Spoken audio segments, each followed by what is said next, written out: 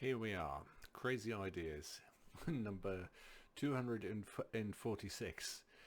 Um, my carbon farm. So I've been thinking, what can we do to make a difference and earn a living and change the world and everything else? So what I've come up with is capture as much carbon as Milton Keynes, which is the place where I'm living, releases every year, which then breaks down into some questions. And according to some research of mine today, it's about 4.5 million tons of CO2 every year. That's a lot. Apparently, it's slightly higher than the UK average, which seems to be about 12 and a half. Unless you live in London, in which case it's, I don't know, really bad. But this is for a population of just over a quarter of a million people, and we're not even officially in a city because apparently we need a cathedral for that, or the Queen or something. So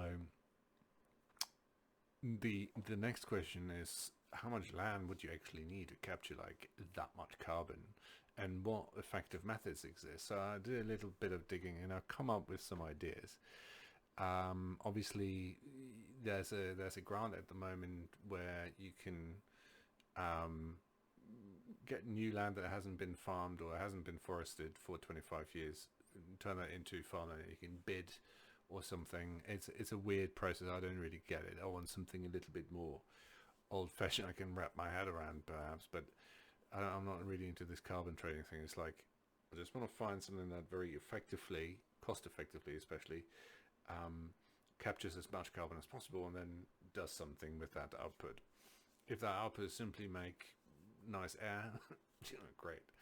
I'm quite happy to just have an airship and live on a farm somewhere. But I think in Milton Keynes, it's a city that wants to be green, and we've got this 2050 kind of plan. We want to be carbon neutral. Everybody in the UK needs to be carbon neutral by 2050, but ho hum. I've got some way to go. And we are a city full of roundabouts and concrete cows. Actually, not that many. And not that many cows, there's loads of roundabouts though. We have a surplus in housing, sadly. That's eating up a lot of land. Can't do anything about that, sadly. But there's loads of warehouses. And warehouses, a lot of them are occupied by big brand names like Amazon, for example. I have a big distribution center, John Lewis, etc. But there are smaller warehouses in other places. And I'm thinking, what if we got some funding and got one of those, um, you know, warehouses, smaller warehouses, and put a greenhouse in it. And I've come across various ideas. So these are not my ideas. They're basically ideas that I found online from some MIT competition to some other research papers and stuff. Um, and one of them is really interesting, which is this idea of capturing carbon dioxide from the air and using it as a growth, I don't know, booster, I guess, for plants. And there's some evidence that suggests that if you do that in a particular way, then you can get more growth and quicker growth out of plants. Now, that involves using some nitrogen and some other stuff, but funneling that into a greenhouse slash hydroponics farm, that can be in a warehouse because it's just LED light that you need, and you can obviously intake the air from the roof out of the city, so to speak, and then get it into your hydroponic kind of farm, which can be multi-level.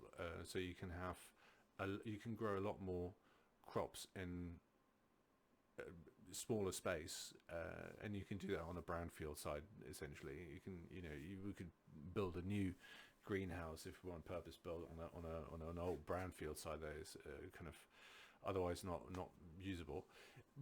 And I was thinking, what can we grow? And obviously, growing food crops is lovely, and supplying people with it, but we ideally want to do more with that carbon. We want to capture it and we want to use it. And one way to do it is grow hemp. hemp is great material. You can do clothing out of it. You can do hempcrete. Hempcrete particularly interesting because if you combine it with lime, you can get this quite dense material that actually locks up that carbon at about 130 kilos per cubic meter, and that's really cool because you can create hemp, which you can then turn into hempcrete, and there you go. You have a sustainable material that locks up carbon and use it as a building material. You know, that's an interesting concept. Obviously, you can grow hemp for other things and use the fiber as something else. So we could just produce that fiber and then sell it to somebody else, or maybe add another part to the operation that produces building materials. You then also have bamboo, which you can grow, well, hydroponically in a very simplistic way. It's a fairly easily and rapidly growing crop, and with that crop you can also make food. You can make tissues out of it. I'll wipe my bum with it, for example. You can make all sorts of things. It's a building material, and it's very fast growing, and it absorbs quite a lot of carbon as well, and that's pretty cool. So you've got two things you could grow. So that's a very straightforward idea, really, is saying, look, let's build a greenhouse in a warehouse, a small kind of setup, solar panels on the roof,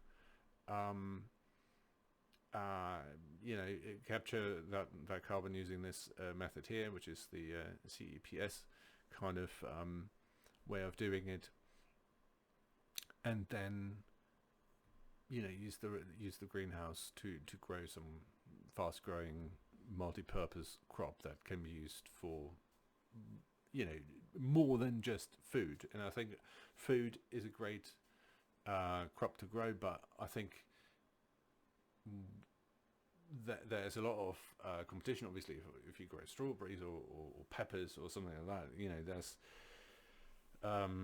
it's a lot you need to grow as well, and then you need to kind of put it into a supply chain. You kind of have to do that with this as well, I guess. But I think the point I'm making is this sounds to me a little bit more versatile, and there's less pain associated with that, I presume, than with growing food crops, because when you're growing food crops, you probably have some other stuff you need to kind of bear in mind. So anywho, that's the current idea that I have arrived at, and one of the people I want to get in touch with is Alison, who's director at Cranfield. Cranfield is a wonderful place I worked at for a little while, and it is exclusively kind of master's level education, I guess, but it's really about research and tie-ins with industries, and they have one big greenhouse there as well, and people who kind of do farming related topics, and there's loads of PhD students, and loads of opportunities, I think, available to exploit in a positive way. I have contacted MK Council just to kind of get the conversation started and find out the right contacts, because when you go to their website, there's loads of info there, which is great, but not really anybody to contact, and the email address that they had on there, the phone number, is just the general one. So I just reached out there today and said, hey, how much carbon do we produce? So, which is now something I found out here, but hopefully they will point me in the right direction.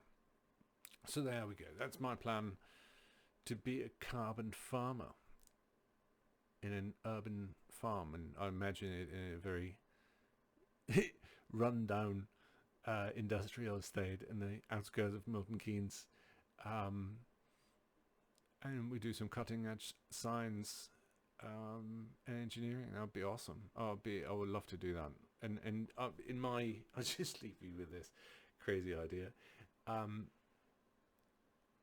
On a traditional farm, one of the things I researched when I was looking to build my Earthship is, if you have a farm and you are actually growing stuff, you're actually producing an income, or you're deriving an income, or you could derive an income from your farming activities, well, then you need a farming habitat, or a habitat for yourself where you can live and work on the farm. And there's some special provisions that make it quite easy to, or easier to get planning permission to build some stuff. And it has some different kind of rules around it, so you're a little bit more flexible on what you can build, I guess. So if I had a warehouse, like a factory, could I live in it and have a tiny house inside? We're all going to live in a dome, aren't we, come 2050, and we really mess this up. But let's be positive. We're not going to mess it up. We're going to save the world, and we're all going to be okay. So there you go. That's the latest.